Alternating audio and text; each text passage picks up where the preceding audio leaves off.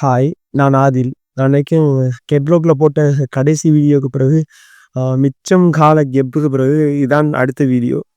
ஆ இடையில நிறைய விஷயங்கள் ஸ்டடீஸ்லேருந்து ஒர்க் என்வாயர்மெண்ட் அது இதுன்னு சொல்லி கொஞ்சம் டைம் எடுத்துட்டு இந்த வீடியோவில் நாம் என்ன பார்க்க போகிறோம்னா லிட்ரேச்சர் ரிவ்யூ சம்மந்தமாக தான்.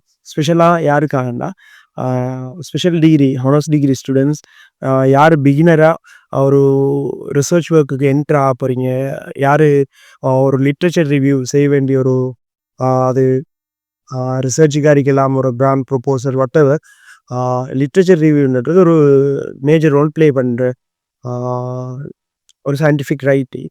அந்த வகையில் இன்றைய வீடியோவில் நாம் பார்க்க போகிறது ஆஸ் அ பிகினராக லிட்ரேச்சர் ரிவ்யூண்டா என்ன, அதில் எப்படி நாம் மாஸ்டர் ஆகலாம் அப்படின்ற விஷயத்தை தான் நாம் இன்றைக்கு பார்க்க போகிறோம். முதலாவது first of all literature review அப்படின்டா என்ன அப்படின்றது ஒரு கேள்வி. லிட்ரேச்சர் ரிவ்யூண்டா என்னது? இன்னும் சிம்பிளாக சொன்னால் லிட்ரேச்சர் ரிவ்யூன்றது ஒரு சமரி, ஒரு சுருக்கம். ஆனால் எக்ஸாக்டாக அது ஒரு சுருக்கம் சமரின்றதோட முடிச்சுக்கலாம்.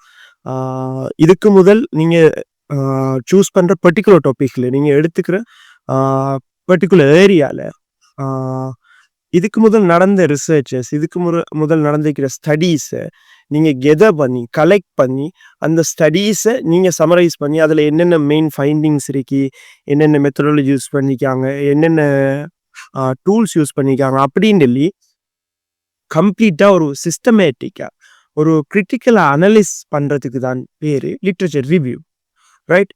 ஸோ இதை சிம்பிளாக சொன்னால் ஒரு இதுக்கு முதல் அந்த ஏரியாவில் அந்த பர்டிகுலர் டாப்பிக்கில் நடந்த ரிசர்ச் ஒர்க்ஸ் ஸ்டடீஸ் சமரின்னு சொல்லலாம். ஆனால் அட் தி சேம் டைம் அதை நாம் சிஸ்டமேட்டிக்காக அதை கிரிட்டிக்கல் அதில் என்னென்ன யூஸ் பண்ணிக்காங்க மெத்தடாலஜிஸ், என்னென்ன ட்ரெண்ட்ஸ் இருந்திருக்கு, என்னென்ன பேட்டர்ன்ஸ் ரிப்பீட் ஆகிருக்கு அந்த ஸ்டடீஸில், இது சிமிலியரான ஒர்க்ஸில் அப்படின்றத நாம் சிஸ்டமேட்டிக்காக அனலைஸ் பண்ண வேண்டியிருக்கு. உண்மையாகவே இந்த லிட்ரேச்சர் ரிவ்யூவால் நம்மளால் என்னத்தை ஃபைன் பண்ண முடியும்னா பர்டிகுலர் டாப்பிக்கில் என்ன மாதிரியான தீமில் என்ன மாதிரியான ஒரு சிமிலியர் ஒர்க்ஸ் என்ன மாதிரி நடந்திருக்கு பர்டிகுலர் ஒரு டாப்பிக்கில், அந்த டாப்பிக்கில் அந்த ரிசர்ச்சில் என்ன மாதிரியான ட்ரெண்ட்ஸ், என்ன மாதிரியான மாற்றங்கள், என்ன மாதிரி ஒரு சிமிலியரான மாற்றங்கள் ரிப்பீட் ஆகிருக்கு, என்ன மாதிரி ஒரு பேட்டர்ன் அடுத்தடுத்த ரிசர்ச்சஸில் ரிப்பீட் ஆகிருக்கு, என்னென்ன மெத்தடாலஜிஸ் யூஸ் பண்ணியிருக்காங்க, அந்த மெத்தடாலஜிஸுக்காக என்னென்ன டூல்ஸ் ரிசர்ச் டூல்ஸ் யூஸ் பண்ணியிருக்காங்க, அண்ட் ஸ்பெஷலாக டிஸ்கஷன் கன்க்ளூஷன்லேருந்து என்ன ரிசர்ச் கேப் இருக்குது, இதுக்கு முதல் நடந்த ப்ரீவியஸ் ஒர்க்கில் என்ன ஒரு கெப் இருக்கு, என்ன ஒரு குறை இருக்கு, என்ன ஒரு ஃபில் பண்ண வேண்டிய கெப் இருக்கு அப்படின்னு சொல்லி ஐடென்டிஃபை பண்ணுறேன். அதாவது இதுக்கு முதல் நடந்த ஒர்க்ஸ்லேருந்து ஃப்யூச்சர் ஒர்க் நாம் என்ன செய்யலாம்ன்றத ஐடென்டிஃபை பண்ணுறது தான் அதில் இம்பார்ட்டண்ட்டான ஒரு எய்ம் உண்டு. இப்போ அடுத்தது இது ஏன் இம்பார்ட்டன்ட் அப்படின்னு சொல்லி பார்த்தா, முதலாவது நமக்கு அந்த பர்டிகுலர் டாபிக் ரிலேட்டடாக பர்டிகுலர் ஏரியா ரிலேட்டடாக ஒரு ஸ்ட்ராங்கான பேக்ரவுண்டை நாம் எடுத்துக்கிறது தான் முதலாவது நோக்கம். அந்த பர்டிகுலர் ஏரியா ரிலேட்டடாக நமக்கு ஒரு ஸ்ட்ராங்கான பேக்ரவுண்டை க்ரியேட் பண்ணிக்கிறது. அடுத்தது அந்த டாப்பிக்கில் என்னென்ன ரிசர்ச் கேப்ஸ் இருக்குது, என்னென்ன கெப்ஸ் இருக்குது, அதாவது இன்னும் ஃபில் பண்ணாமல், இன்னும் ஐடென்டிஃபை பண்ணாமல் என்னென்ன கெப்ஸ் இருக்கு, அந்த கெப்ஸை ஃபில் பண்ணுறது தான், அந்த கெப்ஸை ஐடென்டிஃபை பண்ணி அதுக்கான ஒரு சொல்யூஷன் கொடுக்குறது தான் நம்மளோட ஒரு ரிசர்ச் அடிக்க போகுது. அடுத்தது என்னென்ன மெத்தடாலஜிஸ் யூஸ் பண்ணிக்காங்க, அதாவது கம்ப்ளீட்டாக நாம் என்ன ஓனாக ஒரு இன்ட்யூஷன் மாதிரி ஒரு மெத்தடாலஜியை நாம் ப்ரொப்போஸ் பண்ண போகிறது இல்லையே. ஏற்கனவே பண்ணிக்கிற ரிசர்ச்சில் என்னென்ன மெத்தடாலஜிஸ் யூஸ் பண்ணிக்காங்க, என்னென்ன ரிசர்ச் டூல்ஸ் யூஸ் பண்ணிக்காங்க, இதுக்கு ஒர்க் ஆகும், இதுக்கு ஒர்க் ஆகுது இல்லை, இதில் எக்யூரசி குறைய அப்படின்னு இல்லையா அந்த ஸ்டடீஸ்லேருந்து நாம் ஒரு ஐடியா எடுத்து என்ன செய்ய போகிறோம், இதுக்கு பெட்டரான மெத்தடாலஜி என்னன்றதை ஐடென்டிஃபை பண்ணி அதோட டூப்ளிகேட் ஒர்க் டூப்ளிகேட், அதாவது அதாவது சிமிலியர் ஒர்க் ஏற்கனவே இந்த ஃபீல்டில் நடந்திருக்கு, சேம் கைண்ட் ஆஃப் ஒர்க் நடந்திருக்கின்னு தெரியாமல் நாம் அதே ஒர்க்கை திரும்ப ரிப்பீட் பண்ணவும் மேலும். இந்த ஏரியால இப்படி ஒரு ரிசர்ச் ஏற்கனவே இந்த டேட்டா செட்ஸ் எடுத்து இந்த மெத்தடாலஜி யூஸ் பண்ணி ஒருத்தவங்க செஞ்சிருக்காங்கன்ற விஷயம் தெரியாம விட்டுச்சுன்னா அதே ஒர்க்கை நாம ரிப்பீட் பண்ணிடலாம். அதை அவாய்ட் பண்றதுக்கு நாம கண்டிப்பா ப்ரீவியஸ் ஸ்டடீஸ் என்னென்ன செஞ்சிருக்காங்கன்ற ஒரு ஓவரால் ஐடியா இருக்கணும். மினிமம் ஒரு டிகேட்டுக்குரிய ரிசர்ச்சஸ் அனலைஸ் பண்றதுன்றது ஒரு பெட்டரான ஒரு விஷயம் மாதிரி. அடுத்து ஸ்டெப்ஸ் ஃபார் லிட்ரேச்சர் ரிவ்யூக்கான ஸ்டெப்ஸ். நார்மலாகவே நாம் ஒரு பர்டிகுலர் டாப்பிக்கை சூஸ் பண்ணுவோம். அந்த டாபிக் ரிலவெண்ட்டான மெட்டீரியல்ஸு, ரிசர்ச் பேப்பர்ஸ், ஜேர்னல்ஸ் அதுகள் எங்கே ஃபைன் பண்ணலாம்ன்ற ஒரு போர்ட்டலை சர்ச் பண்ணணும். அந்த போர்ட்டலில் போய் அந்த ரிலவெண்ட்டான மெட்டீரியல்ஸை சர்ச் பண்ணி கலெக்ட் பண்ணி எடுக்கணும். அதுக்கு பிறகு கெதர் பண்ண மெட்டீரியல்ஸை நாம் ரீட் பண்ணி அனலைஸ் பண்ணி அதுலேருந்து நம்மளோட லிட்ரேச்சர் ரிவ்யூ ரிப்போர்ட்டை நாம் எழுத ஸ்டார்ட் பண்ணணும். இதான் சிம்பிளாக லிட்ரேச்சர் ரிவ்யூவோட ஸ்டெப்ஸ். நெக்ஸ்ட் இந்த லிட்ரேச்சர் ரிவ்யூவை இப்போ நாம் ஒரு ரிப்போர்ட்டாக கொடுக்கப்படுது. அது இன்னொரு வீடியோவில் தான் அதை நாம் பெருசாக பேசலும் எக்ஸ்பேண்ட் பண்ணி. இப்போ இந்த லிட்ரேச்சர் ரிவ்யூ ரிப்போர்ட்டர் கம்பனன்ட்ஸ் மெயினாக நிறையும். மெயினாக ஒரு டைட்டில் பேஜ் கண்டிப்பாக, அதுக்கப்புறம் டேபிள் ஆஃப் கண்டென்ட்ஸ், அதுக்கப்புறம் இன்ட்ரொடக்ஷன். அதாவது இன்ட்ரொடக்ஷன்னா இந்த ஏரியாவில் இந்த டாப்பிக்கில் ஒரு ஒரு டெப்த்தான ஒரு நாலேஜ் இல்லாத ஆளுக்கு நீங்கள் எப்படி அந்த பேக்ரவுண்டில் எஸ்டாப்ளிஷ் பண்ண போகிறீங்க, எப்படி அதை நீங்கள் புரிய வைக்க போகிறீங்கன்றது, என்னென்ன திங்ஸ் என்ன கவர் ஆயிடுச்சுன்னா இந்த ஏரியா, இந்த லிட்ரேச்சர் ரிவ்யூ, இந்த ரிவ்யூவை பற்றி வாசிக்கிறதுக்குரிய ஒரு ஃபவுண்டேஷனை நாம் பில்ட் பண்ண போகிறோம் இன்ட்ரடக்ஷனில். அடுத்தது பாடியில் இதுக்கு முதல் நடந்த பாஸ்ட் ரிசர்ச் பற்றி டிஸ்கஸ் பண்ண போகிறோம். என்னென்ன மெயின் ஃபைண்டிங்ஸ், இந்த ரிசர்ச் பேப்பரில் என்ன ஃபைண்டிங், இந்த ரிசர்ச் பேப்பரில் என்ன ஃபைண்டிங் அப்படின்றது டிஸ்கஸ் பண்ண போகிறோம். திரும்ப அந்த ரிசர்ச்சஸில் ஐடென்டிஃபை பண்ணி என்னென்ன ட்ரெண்ட்ஸ், என்னென்ன பேட்டர்ன்ஸ் ரிப்பீட் ஆகுது, பர்டிகுலராக இந்த டேட்டா செட் எடுக்கும்போது என்ன இப்படியான சிமிலியரான ஒரு பேட்டர்ன் திரும்ப திரும்ப ரிப்பீட் ஆகுது. ஃபார் எக்ஸாம்பிள் டிக்ரீஸ் ஆகிட்டு போகுது, இன்க்ரீஸ் ஆகிட்டு போகுது. ஸோ அதிலிருந்து நாம் ஒரு கேப்பை ஐடென்டிஃபை பண்ண போகிறோம். என்ன ரிசர்ச் கேப் இருக்கு, இதில் என்ன இன்னும் ஒர்க் அவுட் பண்ணக்கூடிய மாதிரி இருக்கு, ஒர்க் அவுட் பண்ணாமல் இருக்காங்க அப்படின்றத ஃபைன் பண்ண போகிறோம். கடைசியாக கன்க்ளூஷன் சமரியாக கொடுத்துப்பட்டு ஃபியூச்சர் ஒர்க் என்னென்ன இருக்கு, ஃபைனலி ரெஃபரன்சஸ். அடுத்தது இந்த தேவையான சோர்ஸஸை எங்கே தேடலாம்ன்ற விஷயம். அதுக்கான சர்ச் என்ஜின்ஸ் எது, ஜேர்னல்ஸ் எது, பிளாட்ஃபார்ம்ஸ் எதுன்னு பார்த்தா நார்மலாக நிறையவே அவைலபிளாக இருக்கு. அதில் Google Scholar, Semantic Scholar, ScienceDirect, ResearchGate, Zenodo, archives, சைஹப்ன்றது ஒரு பைரேட் இது உண்டு. அப்போ யாருக்கும் அதை ப்ரிஃபர் பண்ணல. அப்படி இன்கேஸ் ரிக்வஸ்ட் பண்ணி தான் என்னது நீங்கள் சில ரிசர்ச் பேப்பர்ஸ் எடுக்க வேண்டியதாக இருந்தால் நீங்கள் அந்த ஆத்தருக்கு ரிக்வஸ்ட் பண்ணி அந்த ரிசர்ச் பேப்பரை எடுங்க. இன் கேஸ் ஆஃப் எமர்ஜென்சின்னா வேறு வழி இல்லாத டைம் சைஹப்ன்ற ஒரு ஆப்ஷன் இருக்கின்றது தெரிஞ்சுக்கிறதும் ஓகே. அடுத்தது இன்ஸ்டிடியூஷனல் மெயில், என்ன மிச்சம் உங்களோட யூனிவர்சிட்டிலேருந்து கிடைக்கிற மெயில், இதுக்கு மிச்சம் இந்த சோர்ஸஸை கலெக்ட் பண்ணுறதுக்கு சில பிளாட்ஃபார்மில் இன்ஸ்டிடியூஷன் மெயில் இருந்தால் அதுக்கு எக்ஸஸ் கொடுப்பாங்க. ஸோ இன்ஸ்டிடியூஷன் மெயிலுக்குள்ளால் எக்ஸஸ் பண்ணுங்க. அடுத்தது சர்ச் பண்ணும்போது கீவேர்ட்ஸ் முக்கியம்.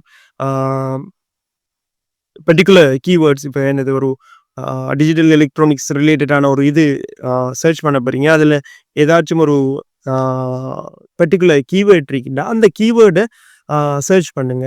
அடுத்தது டாபிக், என்ன ஏரியாவில் சர்ச் பண்ணுறீங்க. அடுத்தது ஃபில்டர்ஸ் நீங்கள் கொடுக்கலாம். எனக்கு இந்த இயர்லேருந்து இந்த இயருக்குள்ளே தான் எனக்கு வேணும் அப்படின்ற மாதிரி ஃபில்டர்ஸும் கொடுத்து கேளு. இதை யூஸ் பண்ணி உங்களுக்கு தேவையான மெட்டீரியல்ஸ் மிச்சம் கலெக்ட் ஆகாமல் என்னது எக்கச்சக்கமான, அதாவது அன்ரிலவெண்ட்டாக இருக்கிற மெட்டீரியல்ஸை குறைக்கல்.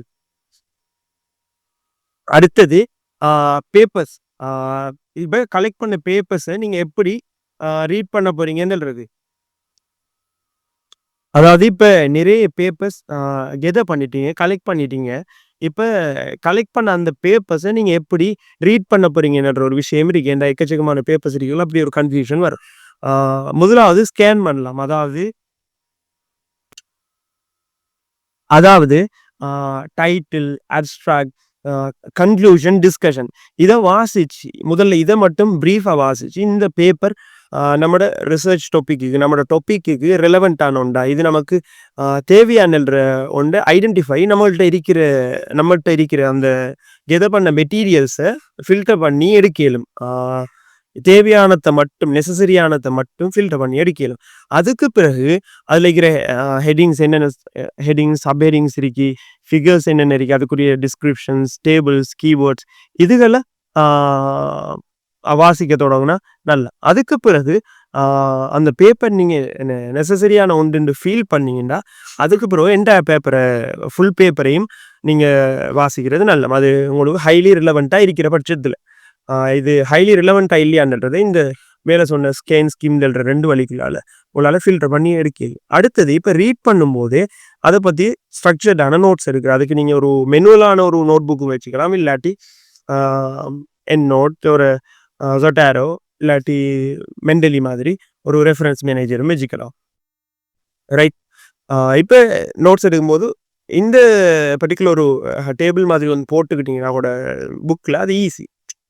யார் ஓத்தர், எந்த இயரில் வந்தது, மெயின் ஃபைண்டிங் என்ன மெத்தடாலஜி அப்ளை பண்ணிக்காங்க, அந்த மெத்தடாலஜிக்காக என்ன ரிசர்ச் டூல் யூஸ் பண்ணிக்காங்க அப்படின்னுறது, ரிசர்ச் கேப் என்ன அப்படின்றதையும் நீங்கள் எழுதி வச்சுக்கலாம். இப்படி நீங்கள் வாசிக்கிற ஒவ்வொரு பேப்பர் டீட்டெயில்ஸையும் கலெக்ட் பண்ணி. அடுத்தது நீங்கள்